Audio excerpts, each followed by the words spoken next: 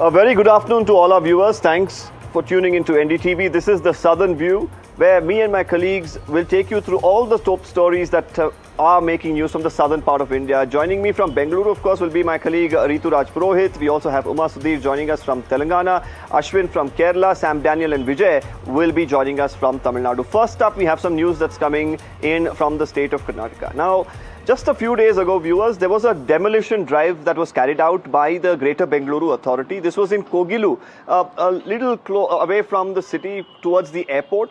Now, the GBA maintained that this was their land and there were people who were illegally living there and the houses had to be demolished. And they even said that notices were issued. Everything was all fine until you had leaders from Kerala descend to Bengaluru. The Chief Minister of Kerala started to say that this was something that was absolutely wrong. And then you had, leaders who started to slam the Congress government. Eventually, K.C. Venugopal, the AICC General Secretary, came into the picture. He put out a social media post that he's spoken to the Karnataka Chief Minister and even the Deputy Chief Minister and asked to resolve this situation amicably.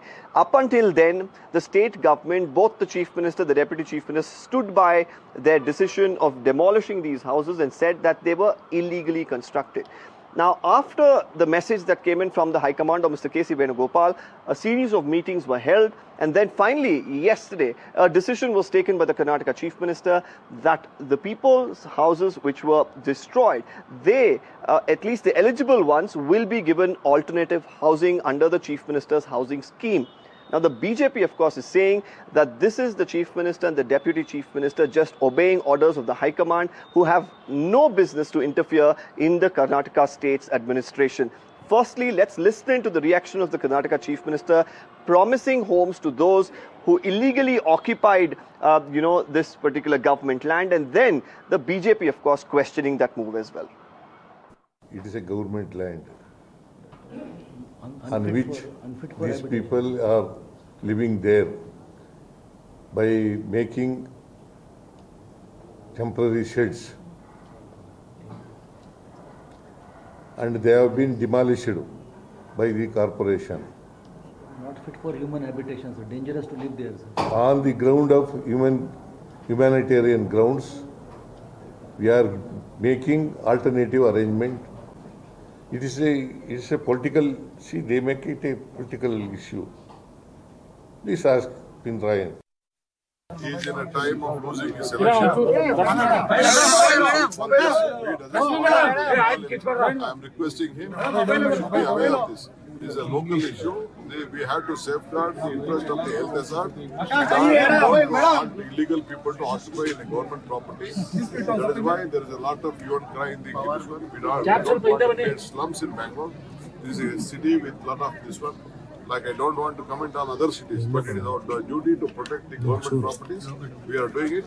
If anyone have been affected, if they doesn't have houses, we have an opportunity, we have a project to give them houses. Definitely we will help all of them. The statement of DK Shivagumar is contemptible. Mr. Pinarayi Vijayan is not only the Chief Minister of Kerala, he is one of the tallest political leaders of this country. Did we go to Manipur, Kashmir, Uttar Pradesh, Chhattisgarh because there was elections round the corner in Kerala? Absolutely no. When there is an infringement on the rights of the people, blatant violation of human rights happening, when there is a bulldozer justice that is being carried out, especially in our neighboring state, it's up to us to respond to it and also to send our delegations. Chief Minister taken a U-turn. What yesterday he was telling, today he has taken a U-turn. What is this? Why do you think that's happening, sir? See, because they are showering to Venugopal. When he put a small word, they will do it in a big way. Who is the Venugopal to interfere in the affairs of Karnataka? See, he can give a suggestion, but he cannot order like this. And they are all who are there. So unofficially constructed the houses and are staying. They are all, according to our sources, they are Rohingyas. Maybe some Dalits also there because they have brought them to guard them. So while it's the BJP going on to say that illegal encroachers are being rewarded by the state government at the behest of the High Command, finally a response has come in from the Deputy Chief Minister and also the Karnataka Home Minister, who say there's no question of gifting those who have illegally encroached land, once again reaffirming that only those who are actually eligible will be able to get alternate facilities, especially alternate housing under the Chief Minister's scheme. Now, let's listen in firstly to what the Deputy Chief Minister says as he justifies this decision of the state government, followed by what the Karnataka Home Minister, Mr. G. Parmeshwar, had to say. ಮಾಡುವಂಥ ಪ್ರಶ್ನೆ ಬರೋದಿಲ್ಲ. ಯಾರು illegal encroachment ಮಾಡಬಾರ್ದು. Illegal encroachment ಮಾಡೋರಿಗೆ ನಾವೇನು gift ಕೊಡೋಕ್ಕೆ ನಾವು ready ಇಲ್ಲ. ಅವ್ರ ಮೇಲೆ ಯಾರು ಮಾಡಿದಾರೋ ಅದಕ್ಕೆಲ್ಲ ಕೆಲವೆಲ್ಲ ದುಡ್ಡು ಕಲೆಕ್ಟ್ ಮಾಡಿದ್ರು ಮತ್ತೊಂದು ಅಂತ ಹೇಳಿ ಅಲ್ಲಿಯವರೇ ಕೆಲವೆಲ್ಲ ಸ್ಟೇಟ್ಮೆಂಟ್ ಎಲ್ಲ ಕೊಟ್ಟಿದ್ದಾರೆ. ಕೆಲವು ಮಾನವೀಯತೆ ದೃಷ್ಟಿಯಿಂದ ನಮ್ಮ ಗೌರ್ಮೆಂಟನ್ನು ಒಂದು ಸ್ಕೀಮ್ ಇದೆ, ಏನು ಮುಖ್ಯಮಂತ್ರಿ ಹೌಸಿಂಗ್ ಸ್ಕೀಮ್ ಅಂತ ಒಂದು ಸ್ಕೀಮ್ ಇದೆ. ಅದರಲ್ಲಿ ಅಕಸ್ಮಾತ್ ಎಲಿಜಿಬಲ್ ಇತ್ತು ಅಂತಂದರೆ ಕೆಲವುದು ನಮ್ಮವರು ಕೆಲವು ಹಿಂದೆ ಕೆಲವು ಭಾಗದಲ್ಲಿ ವಾರ್ಡ್ಗಳಲ್ಲಿ ಹಕ್ಕುಪತ್ರ ಕೊಟ್ಟಿದ್ರು ಅಂತ ಹೇಳ್ತಾ ಇದ್ದಾರೆ. ಅದನ್ನೆಲ್ಲ ಎಕ್ಸಾಮಿನ್ ಮಾಡೋಕ್ಕೆ ಹೇಳಿದ್ರು. ಜನರ ಹೊರಗಡೆಯಿಂದ ಬಂದವರು ಹೊಸದಾಗೂ ಸೇರ್ಕೊಂಡಿದ್ದಾರೆ. ಅದು ನಮ್ಮ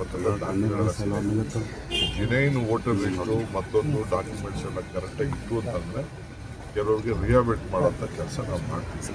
We have already taken decisions. Chief Minister and Deputy Chief Minister has already taken a decision. They have discussed.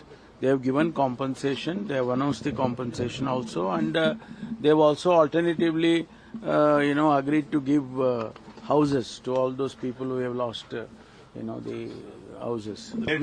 We need not take somebody, some other chief minister, some other leader in some other state, their instructions or directions. We have a very well established governance in the state, and we have a chief minister, we have a deputy chief minister who is also looking after the Bangalore city. So, we take our own decisions. We don't have to listen to somebody from our other states. Well, that's all we have from Karnataka. Now over to my colleague Vijay in Tamil Nadu, where I believe there's another standoff between the DMK there in Tamil Nadu and the centre. Vijay. Thank you, Deepak. That's right. It's a poll season in run-up to 2026 election. DMK organized a massive women conference women wing conference in Western Tamil Nadu, that is the Tirupur district, targeting women voters in run-up to 2026 assembly elections. DMK leader MK Stalin, Deputy Chief Minister Udayanidhi Stalin, and DMK MP Kanimuli were part of the event, and they were listed out the achievements of DMK government in past 4.5 years for a women voters in Tamil Nadu. Chief Minister pointed out the free bus scheme for women and 1,000 rupees to monthly 1,000 rupees for women head. Those are all the schemes. DMK Chief Minister MK Stalin pointed out the such schemes empower women. He even pointed out that Dravidian movement once empowered women in terms of giving education and equal rights to assert. So these are all the things pointed out by. And also they used the stage to attack BJP-led union government, pointing out that Chief Minister mentioned a very important point, saying that very recently BJP-led government passed a 33% reservation for women, but he accused the BJP government, saying that they passed the resolution for namesake with certain regulations for namesake regulation. He also pointed out that the 33% reservation is of no use, but as far as DMK government is in the state, they always protect women rights and women empowerment. Kanimoli, while speaking on the event, pointed out that many opposition parties, including AADMK, BJP, rises, pointed out that women are feeling unsafe in state of Tamil Nadu, but the fact is not right. She pointed out that when there was an incident in Uttar Pradesh, there was a BJP MLA who accused of sexual harassment was recently granted bail. BJP backed them. But whereas he or she also mentioned that there was a Pollachi sexual harassment incident which happened under AADMK leader Edappadi K. Palniswamy regime. So when she also compared those two events to Coimbatore rape incident, which was a recent incident under DMK government, she said Chief Minister mentioned that within 100 days he ensured the charge sheet will be filed and the accused will get a proper punishment, and that was ensured by DMK leader and Chief Minister MK Stalin. So she said all the women in Tamil Nadu are behind the DMK government.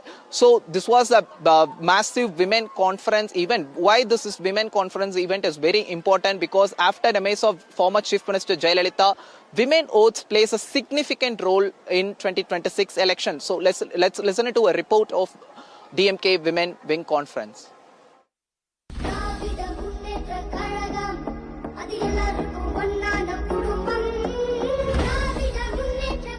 A sea of red and black, chants of Stalin.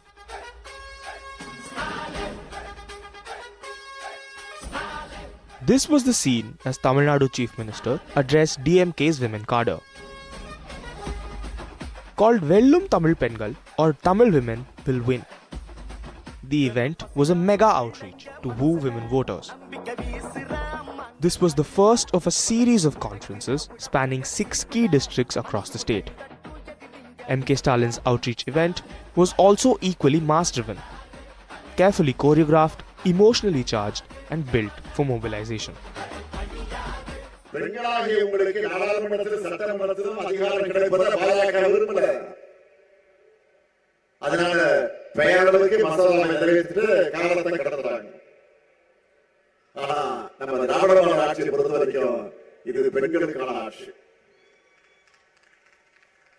மகளிர் எல்லோரும் இன்னைக்கு அவ்வளவு மனநிறைவா மகிழ்ச்சியா அதிகாரத்தோடு இருக்காங்க. எடப்பாடி பழனிசாமி அவர்களுடைய ஆட்சியிலே பிறகு நம்முடைய போராட்டத்திற்கு பிறகுதான் அந்த பெண்களுக்கு நியாயம் கிடைக்கக்கூடிய வகையிலே அந்த வழக்கு சிபிஐக்கு வழங்கப்பட்டது. நம்முடைய ஆட்சியிலே அந்த பெண்களுக்கு ஒரு நியாயம் கிடைத்திருக்கிறது. நம்மை பார்த்து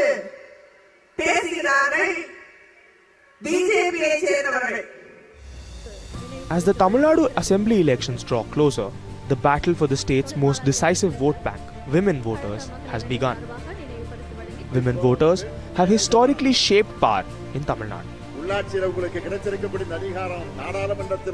The DMK is making a clear women-first pitch, a political space once firmly consolidated by the AIADMK under Amma Jayalalitha.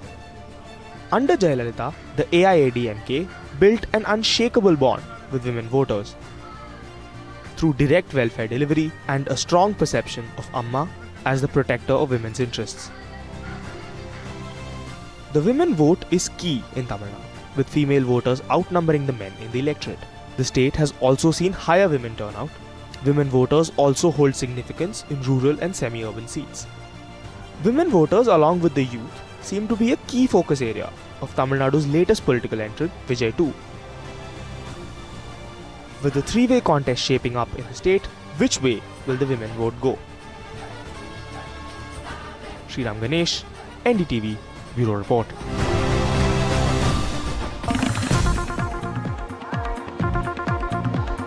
Very recently, there was audio launch for Jananayagan upcoming Vijay's film. That was just an audio launch, but now it has become a political stage also, whereas Sri Lankan leader Namal Rajapaksa endorsed Vijay for his upcoming film. He also wished him a success for whatever ahead of 2026 elections. Also, this has become a political debate in Tamil Nadu. Our NDTV's Aditya had a telephonic conversation with Namal Rajapaksa. Let's listen to it. Rajapaksa, thank you very much for joining us here on NDTV. Your first reaction to Vijay actually speaking about the island and how it should be retrieved back. Well, I mean, that's a slogan, campaign slogan that has been used by many candidates when it comes to elections in Tamil Nadu. And it's an agreement that has been signed between the two nations by the central governments. And I think it's purely based on political campaign that the statement was made. So I don't think anyone should get too excited about it. Right. But do you think that this would be possible, or do you think that this is merely a political driven campaign and this will see the end of it? or will there be any angry reactions coming in from Sri Lanka? Yeah, I mean, see, it's written in both countries' constitutions, right? So, I mean, I don't think anyone can go against their own constitution. But at the same time, I believe, if at all, the chief ministers of South India or Tamil Nadu should concentrate more on the fishing issue, where there is a lot of illegal fishing methods used, such as bottom trawling, which damages the fish stock, and also create a tension between the two fishermen, the South Indian and the northern fishing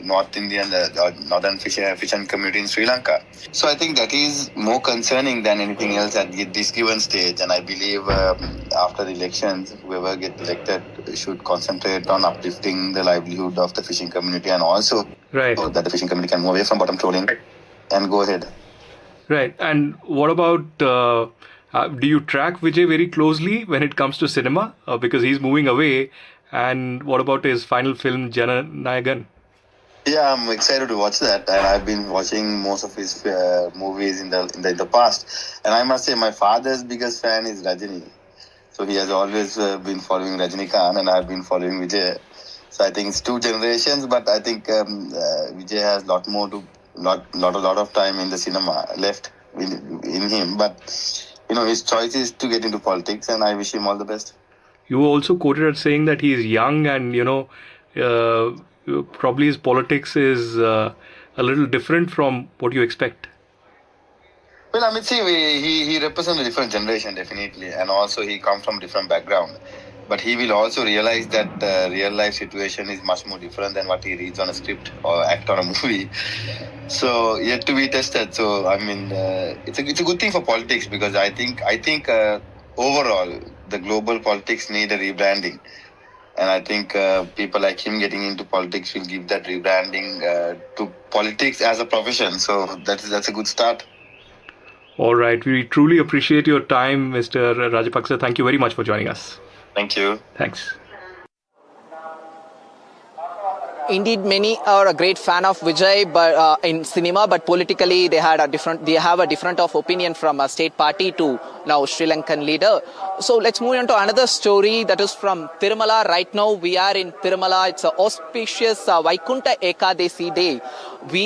Last time there was a horrifying tragedy where there was a stampede incident. 6 died and more than 40 were injured on the incident because of token issuing center. But this time, after the tragedy, there was a great arrangements from Tirupati Devasthanam Board with the state government support. They made huge arrangements in ensuring hassle-free crowd management and devotees should have a great worship of Venkata Chalapati. I filed a report from Tirumala temple. Let's listen to it. We are right now in Tirumala Lord Venkateshwara temple on the auspicious day of Vaikunta Ekadesi. The golden chariot procession is being, just now it got over. We are just very near to the golden chariot inside the Tirumala temple.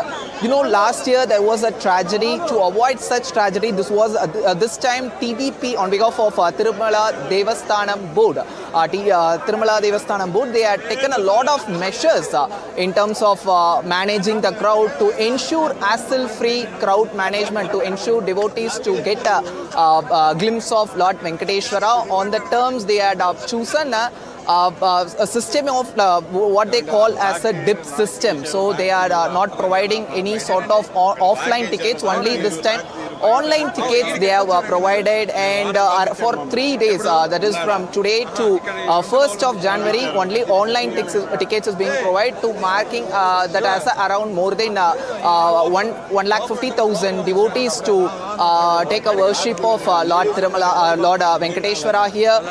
Just we are outside here. You see how people are just getting a glimpse of golden chariot here. We will try to speak with some of the devotees also. How is the arrangements when compared to last year? Very good, very good.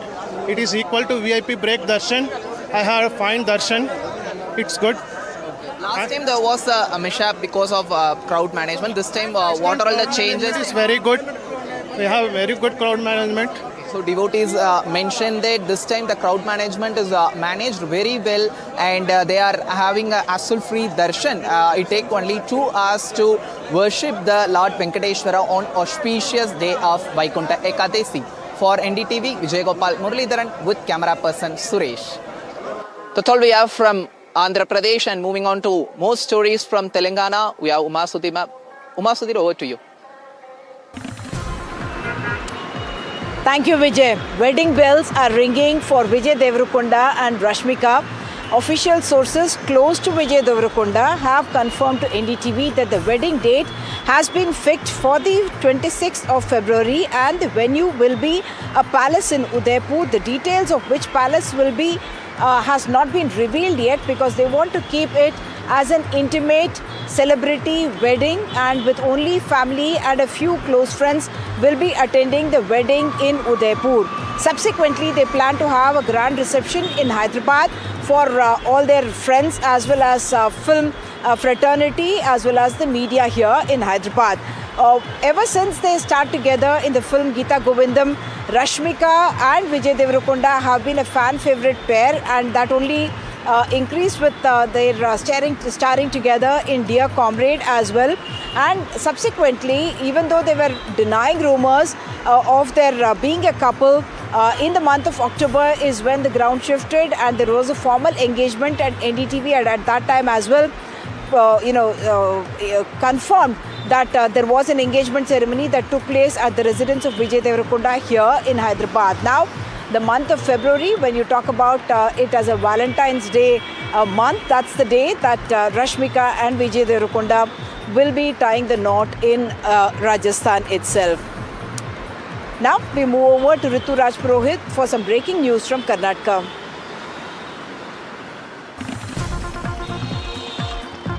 Thank you, Uma Sudhir. It's a big day for the Hindustan Aeronautics Limited as it steps into altogether a new chapter when we talk about the civil aviation chapter on those lines. Well, today here in Bengaluru at HAL, Union Civil Aviation Minister Ram Mohan Naidu flagged off an inaugural maiden flight Dhruv NG. Now remember, this is of course the latest evolution when we talk about the advanced light helicopter therein. Now how about that it is going to be utilized?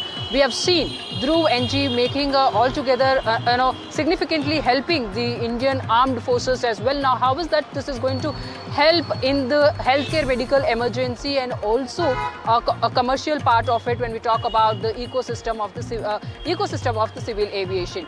Here at NDTV, we tried to file in a detailed ground report for you along with an exclusive chat with the Union Minister Ram Mohan Naidu therein. Listening to this ground report.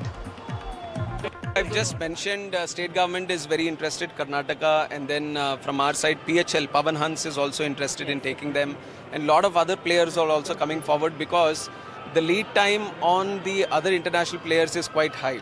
So it helps when you are able to manufacture them in the country, which HAL is right now targeting upon doing.